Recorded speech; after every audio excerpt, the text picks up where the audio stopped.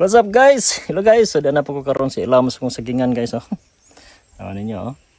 So karon guys, ang atong activities is magtanom ko og laing mga prutas na pud ba. So magtanom ko guys og nangka dira sa ilam sa kong sagingan. Ano oh. So ato itanom nangka is unsa ganito itong itanom nangka? Ebiarp og buhol sweet. Wa ta kibalo guys kung unsa ning buhol sweet. So mo ning ato gini siya nga sulayan og tanom. So mao ra man gini ato mabuhat guys sa pagkakaron. Na siya oh. Magtanom ta og mga prutas para pohon-pohon na time harvest ba. Di ba? So ako pakita ninyo ang palibot ha. Na siya oh. So kahumayan. Ana oh, hapit na siya ma-harvest. Ana oh. So ang atong lubi, nanay lubi. Nubo na siya nga lubi. So sa una tawag na magbilak ka, pero karon lagi ang tawag na dwarf naman. So ang atong kapaya, so ang atong giharbisan, na siya. Alright guys, so karon guys magtanom na tas ng nangka. So habang naglingkod-lingkod ta dira sa ilam sa sagingan, feel na to ang kabugnaw sa hangin. Ano? Diba? So di kita mahunom og pananom guys. Tanom lang kita ng tanom ani. Alright guys, so mag-start na tagtanom sa atong kuan. Mo din na siya atong kuan no. Ato nga jackfruit or nangka. Ni siya. So mo na siya ebiarp. So grafted ni siya, grafted. So ato pa na siyang gikuha gikan dito sa base or Bohol Experimental Station. Di ba?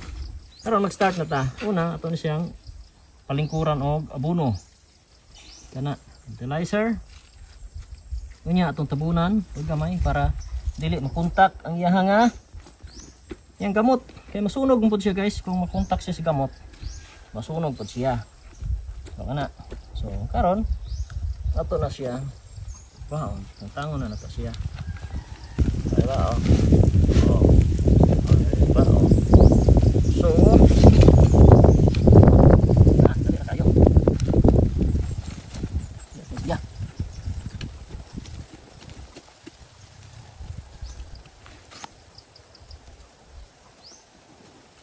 Karong pila ka tuig guys na natay nangka.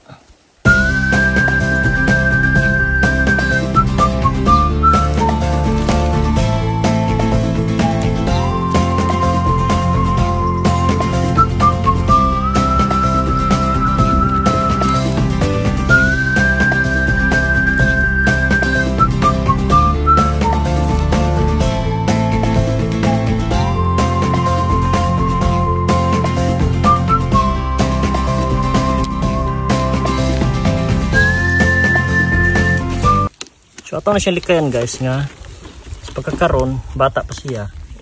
Ito na siya likayan nga mapuntak ang iyang mga roots sa fertilizer. Karon dili siya hapdusan kay masunog mo gud po ni siya. So mo na siya ikaduha na to. Kaduha na to nga kuan. Kaduha na to ang seedling. Ebiarps po ni siya guys, ebiarp.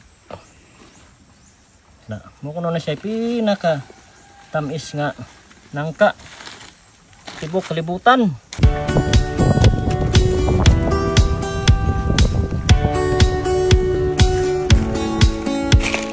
So na siya guys ang ato nga buhol sweet. So buhol sweet mo kuning nganan eh. So atong na siyang suwayan kung unsa ginik siya katamis. Basig kaning ordinaryo nangka ra po ni.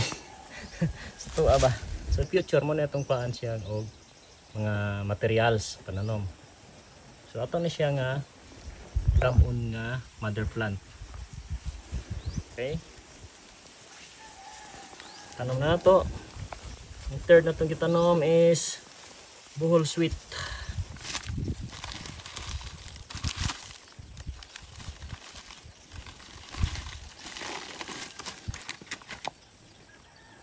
So manang gyapon guys, ato siyang gipalingkod og fertilizer.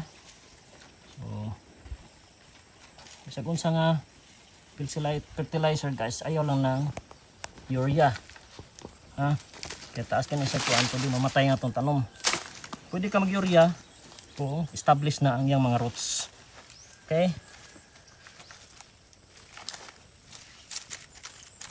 So pagkakaroon dili urea itong gamit. Ang kung ipalingkod niya guys is 2100. Pwede ra po siya guys kung inyong gamiton pagpalingkod sa iya is complete fertilizer. Pwede ra siya guys.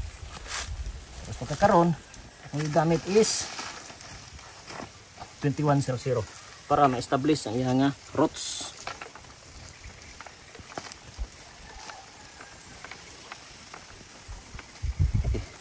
So amo to siya ang atong activities karong adlaw.